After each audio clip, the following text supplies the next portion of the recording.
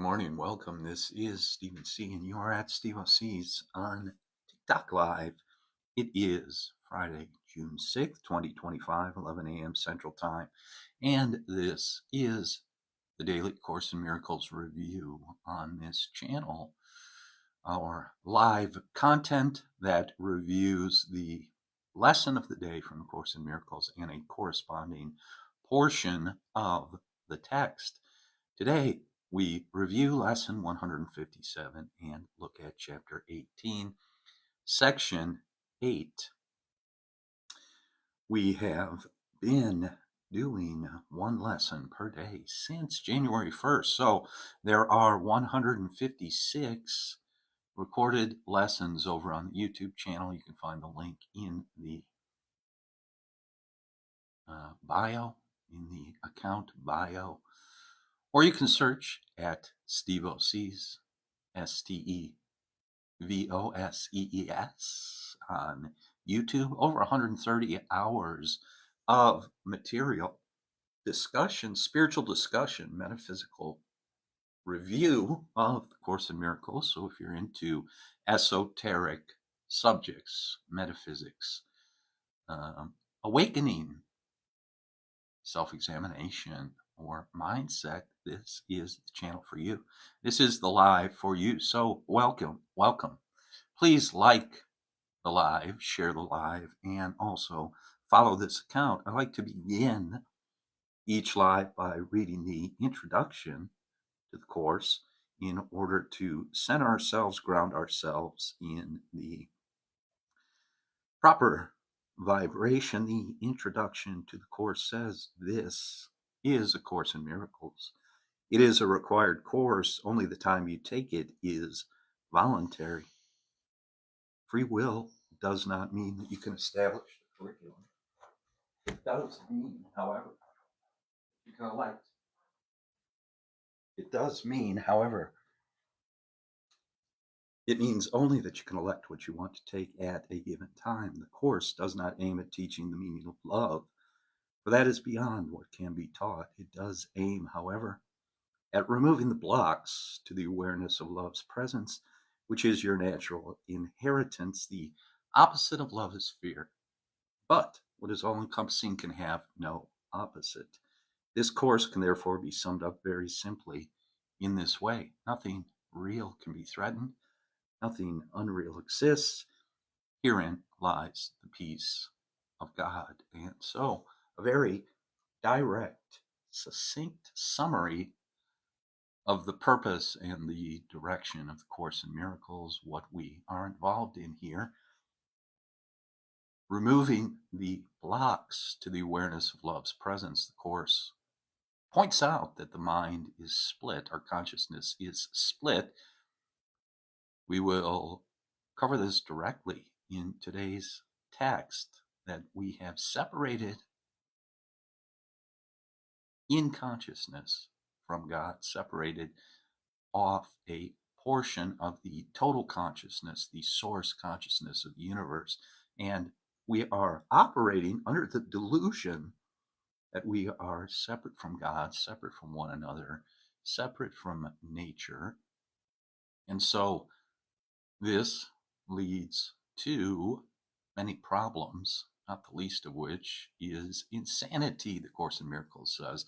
So we are practicing the thoughts for the day and reviewing the text in order to return to sanity. This is the purpose and the direction of the Course. So lesson 157, everybody knows the rules, one lesson per day.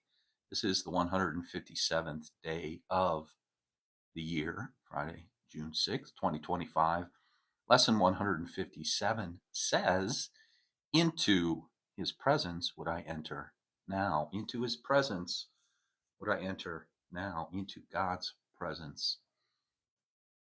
Aligning myself with the Christ consciousness. Moving from a perception of duality to a non-dual perception, a unified consciousness. I and the Father are one. So lesson 157 says, this is a day of silence and of trust. It is a special time of promise in your calendar of days. It is a time heaven has set apart to shine upon and cast a timeless light upon this day when echoes of eternity are heard. This day is holy, for it ushers in a new experience, a different kind of feeling and awareness. You have spent long days and nights in celebrating death. Today you learn to feel the joy of life.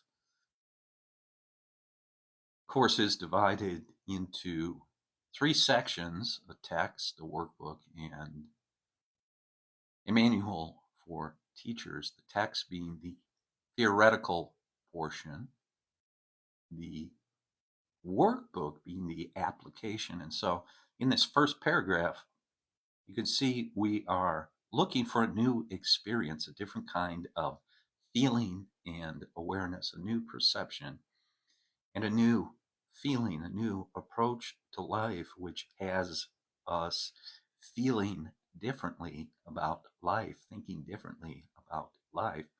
And it says we have spent long days and nights thinking about death, thinking about just the opposite, and thus eating of the fruit of the tree, knowledge of good and evil, life and death, an adulteration, a distortion of life. We have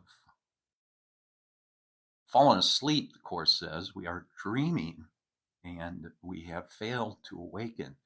And so we see, outpictured, we see with our senses, with our eyes, with our 5 senses, we see and experience a distorted life. It is mixed, it is adulterated with death. It is not pure light. There are shadows mixed in with the light.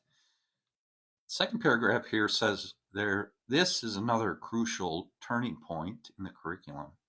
We add a new dimension now, a fresh experience that sheds a light on all that we have learned already and prepares us for what we have yet to learn. So, A Course in Miracles, a universal curriculum, is a course of study and learning.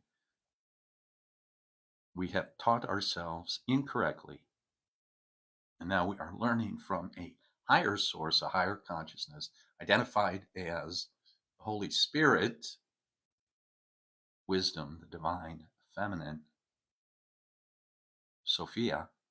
We are learning from the eternal teacher, the divine teacher, wisdom, the internal, eternal wisdom that is within us. A fresh experience that sheds a light on all that we have learned already and prepares us for what we have yet to learn. There is more to learn. No matter how enlightened, how awake, to whatever degree, there is always more to learn. It brings us to the door where learning ceases. Oh my goodness. And we catch a glimpse of what lies past the highest reaches it can possibly attain. It leaves us here an instant, and we go beyond it, sure of our direction and our only goal. Eventually, learning ceases. Eventually, when everyone has come to the truth, when everyone has awakened, then learning ceases, for we have returned to our source. The Son of God has resurrected himself, herself, itself.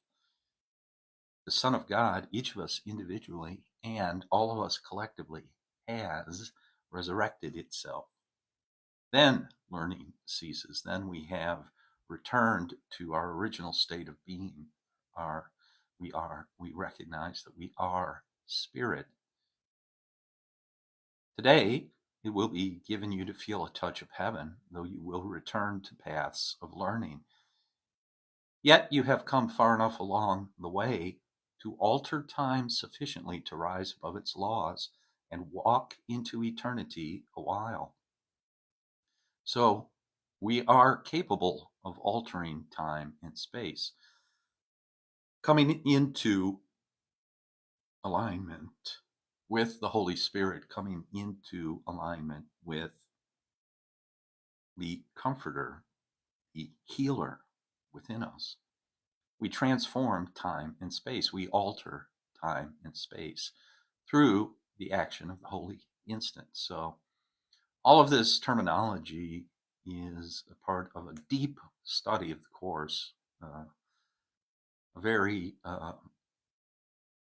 profound metaphysics is contained in the Course in Miracles. And so all these terms, a holy instant, a holy relationship, a special relationship, the resurrection, the crucifixion, this Christian terminology is given new, altered definitions through the voice of Christ as received by Helen Schuckman, the scribe of the Course in Miracles.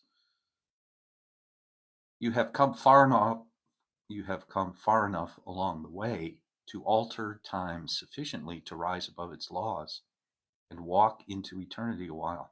This you will learn to do increasingly, as every lesson faithfully rehearsed brings you more swiftly to this holy place and leaves you for a moment to yourself.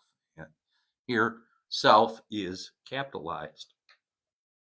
The higher self, the I am Christ consciousness, is able to alter time and space, rise above the laws of time and space, which are restrictions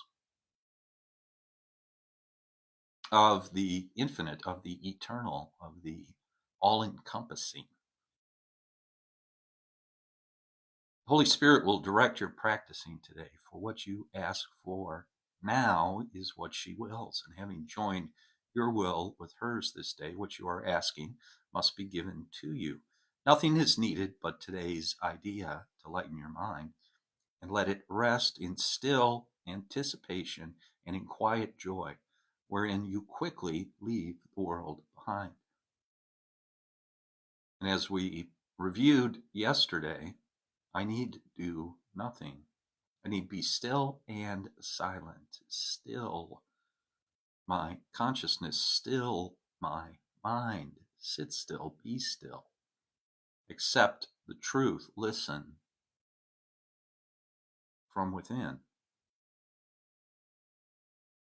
This lesson continues. From this day forth, your ministry takes on a genuine devotion and a glow that travels from your fingertips to those you touch and blesses those you look upon. A vision reaches everyone you meet and everyone you think of or who thinks of you.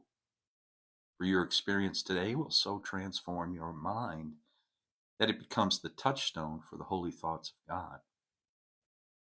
The hem of the garment, right? So people can reach out, think of us, we can think of them and bless them, heal them, share the light of Christ, the light of heaven with them. Your body will be sanctified today. Its only purpose being now to bring the vision of what you experience this day to light the world. We cannot give experience like this directly, yet it leaves a vision in our eyes which we can offer everyone, that he may come the sooner to the same experience in which the world is quietly forgotten and heaven is remembered for a while. So it's an idea of resonance and vibration, to resonate in tune, to atone with heaven, to atone with the source, with the creator, with God, to become resonant with, and then through that vibration, through the light in our eyes, it is transmitted to the world around us, to our brothers and sisters. And so this is called our mission of lighting the world. As this experience increases and all goals but this become of little worth, the world to which you will return becomes a little closer to the end of time, a little more like heaven in its ways, a little nearer its deliverance. So this is the purpose. to participate in God's plan for salvation, to play my part, to play our parts in God's plan for salvation. So we say, my part is essential to God's plan for salvation. I will accept my part in God's plan for salvation. And God's plan for salvation is our complete and total happiness, our eternal happiness. The time will come when you will not return in the same form in which you now appear. There's a good one. The time will come when you will not return in the same form in which you now appear. You will return, not in the same form. Wonder what that means, for you will have no need of it. Yet now it has a purpose and will serve it well. The purpose of the body, according to the Course in Miracles, is communication. It is an instrument to be used, and when the mission is complete, to be set aside. If necessary, it can be picked up again. Today we will embark upon a course you have not dreamed of. But the Holy One, the giver of the happy dreams of life, translator of perception into truth, the holy guide to heaven given you, has dreamed for you this journey which you make and start today, with the experience this day holds out to be your own. The Holy One, the giver of the happy dreams of life, is the Holy Spirit, the divine feminine Sophia, wisdom,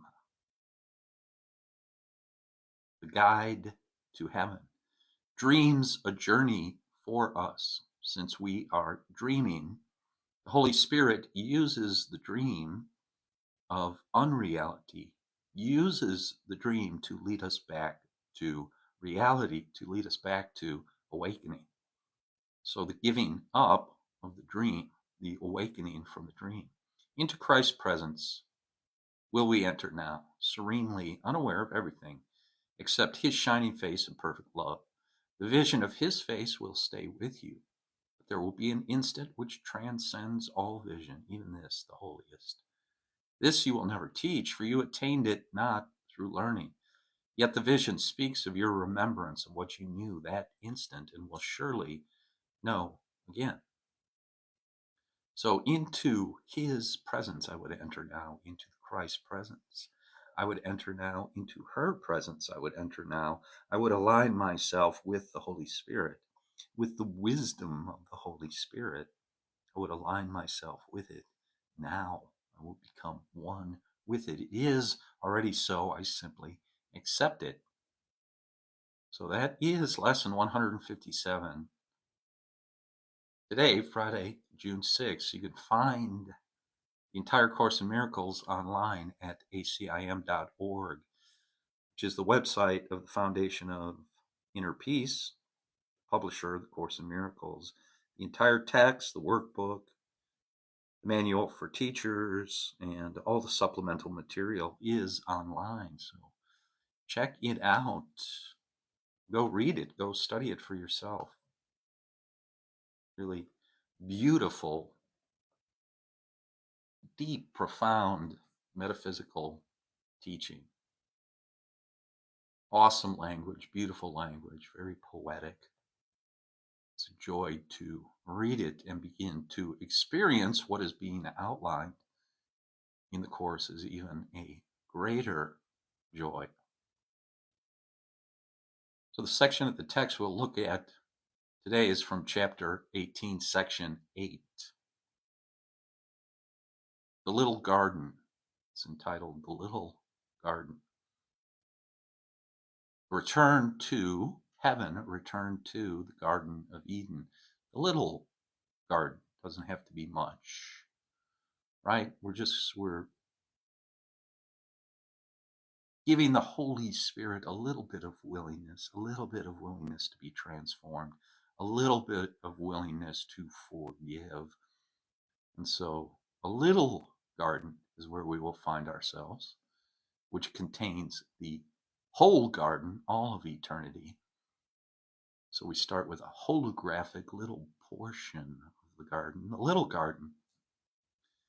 And here, the text says it is only the awareness of the body that makes love seem limited, for the body is a limit on love. The belief in limited love was its origin. The body's origin was a belief in limiting love. And it was made to limit the unlimited. Think not that this is merely allegorical, for it was made to limit you. The body was made to limit me. The body was made to limit you. We are limited through death. We are limited through separation. And our consciousness, our oneness with God, is unlimited.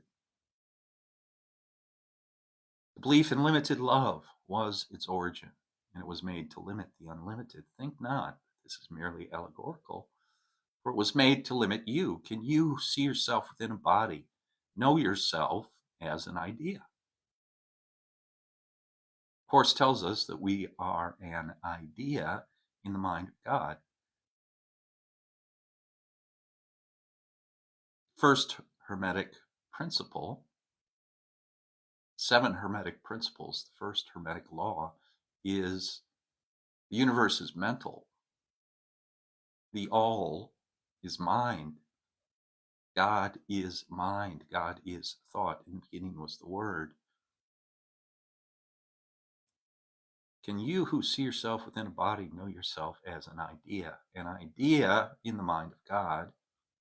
God is an idea. We are ideas. And we have expressed, we have projected an entire world, an entire universe of separate things by limiting the unlimited, by limiting an idea of infinity. Everything you recognize, you identify with externals, something outside itself. You cannot even think of God without a body or in some form you think you recognize.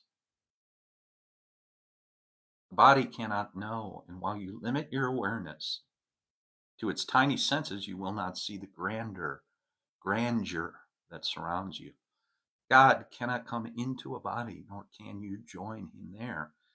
Limits on love will always seem to shut him out and keep you apart from him.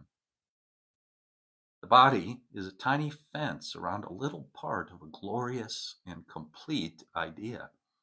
It draws a circle infinitely small around a very little segment of heaven, splintered from the whole, proclaiming that within it is your kingdom, where God can enter not. So this is the ontological dilemma. This is the problem. We limit our awareness.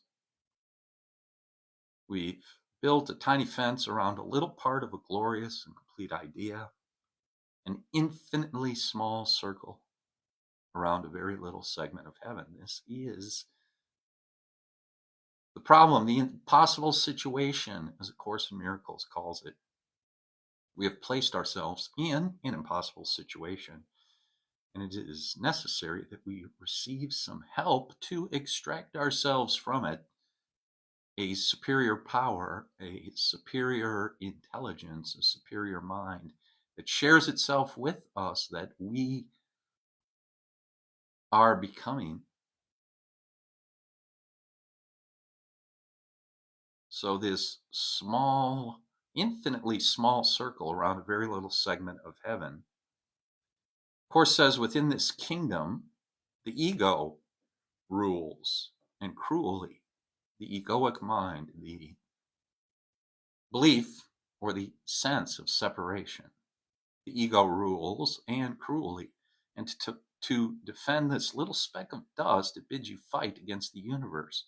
This fragment of your mind is such a tiny part of it that could you but appreciate the whole, you would see instantly that it is like the smallest sunbeam to the sun, or like the faintest ripple on the surface of the ocean. In its amazing arrogance, this tiny sunbeam has decided it is the sun. This almost imperceptible ripple hails itself as the ocean. Think how alone and frightened is this little thought, this infinitesimal illusion, holding itself apart against the universe. The sun becomes the sunbeam's enemy that would devour it, and the ocean terrifies the little ripple and wants to swallow it. Of course, talks about the fear of God and the ego as we identify with the ego. So there is another portion of ourself that can identify with the ego, the portion of ourself that can choose the aspect of the mind that can decide for the ego or can decide for the Holy Spirit.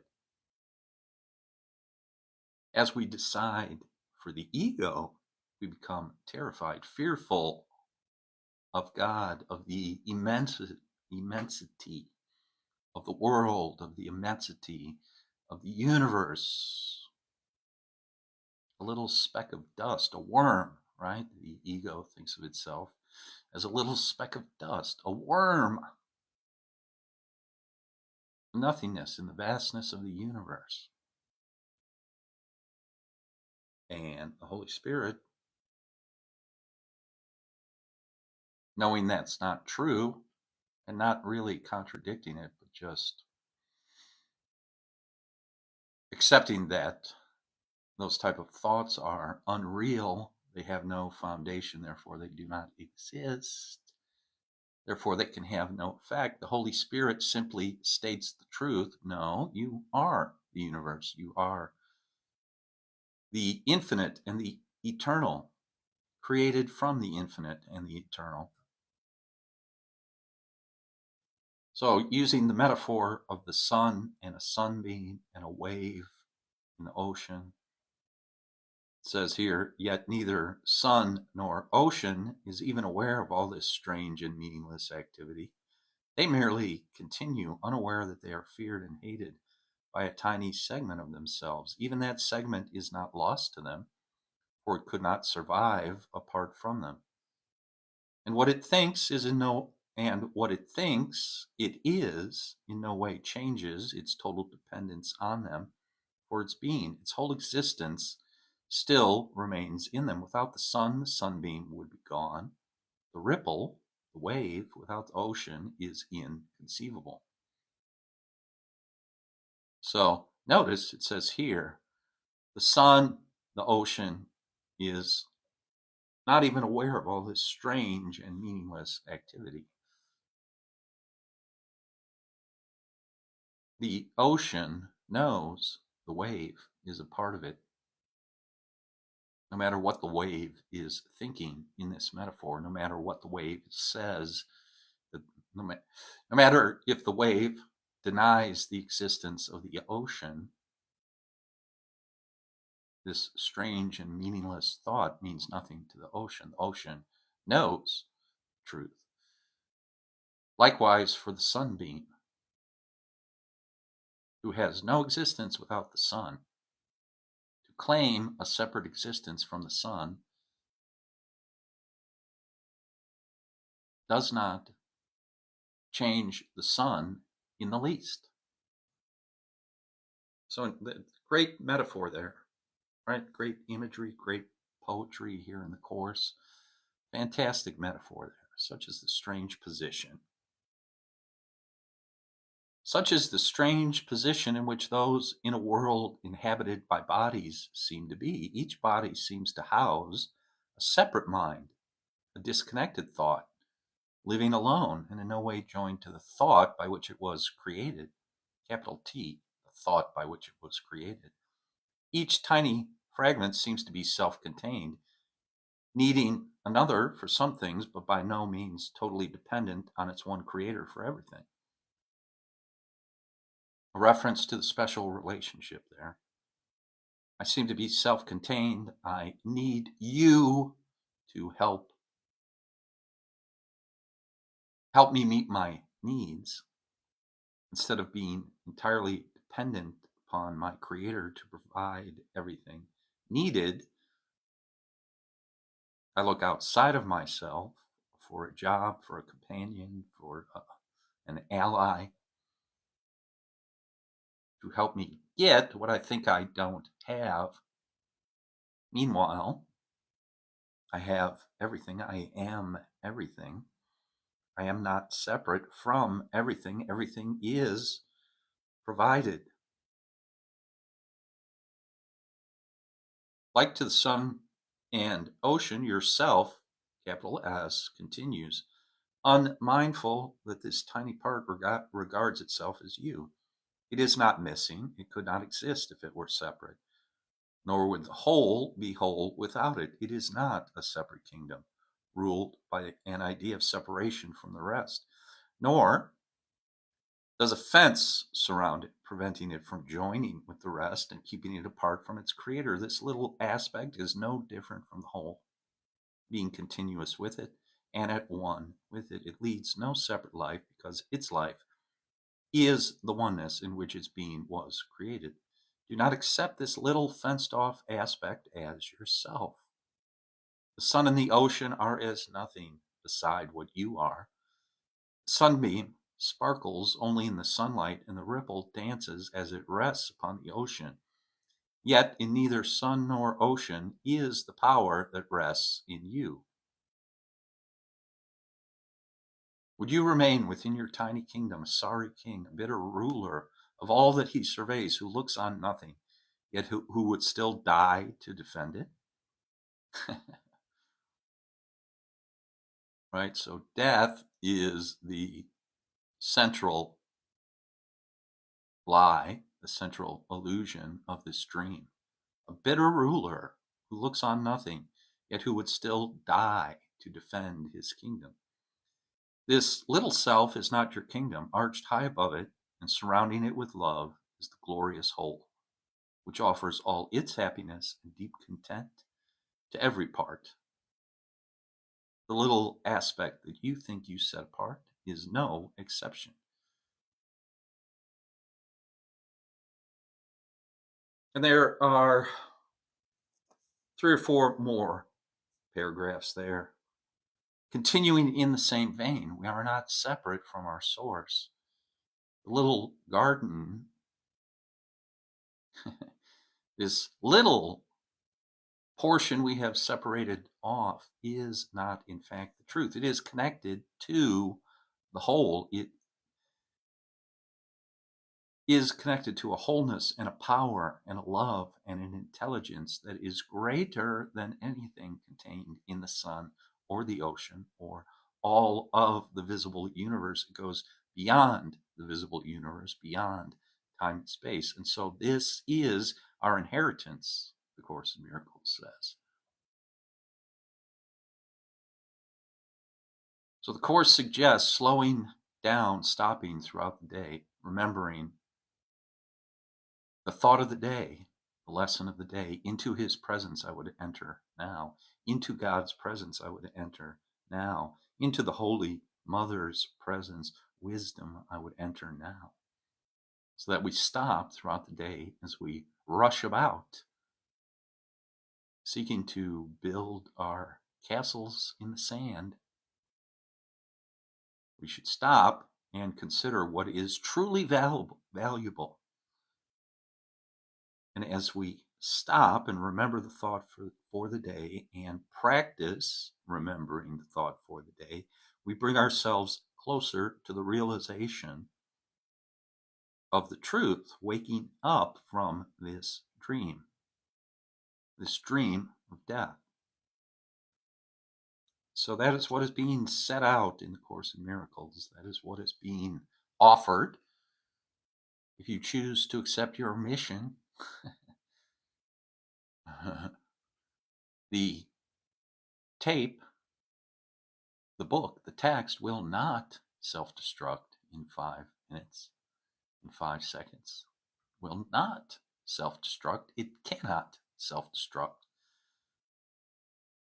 So that is our lesson for the day. That is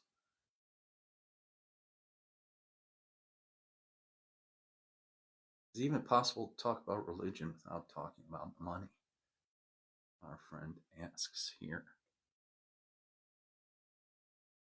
Well, thank you for your comments. Thank you for the questions. Let's see. T. Barnum said there's one born every minute. And of course, it could cost money for the course. So money and religion. So one of our friends here is talking about money and religion, the relationship of money and religion. Well, stick around a little bit longer. Come back if you will.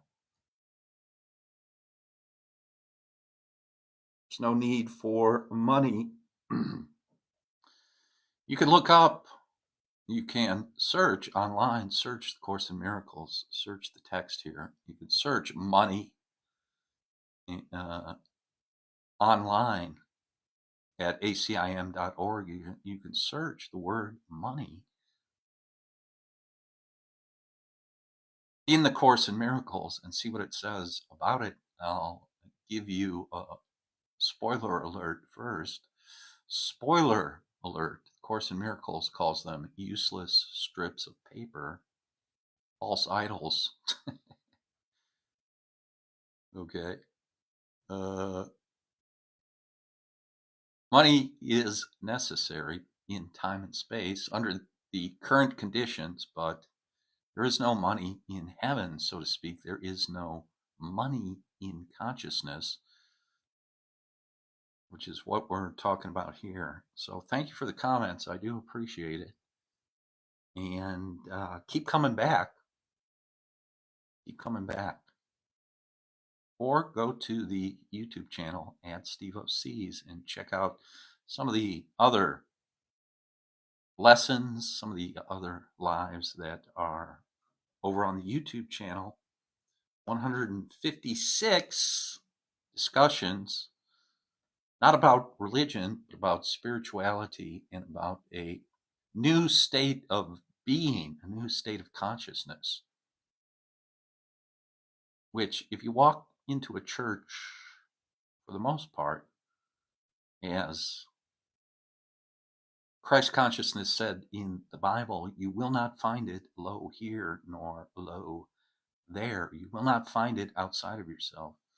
You will not find it in a church or a religion. You will find it within yourself, the truth within ourselves, the exploration of infinity and eternity within ourselves. So turn within.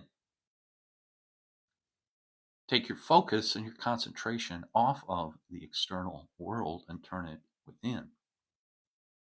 So thank you for your comments. Thanks for being here. Thank you for the likes.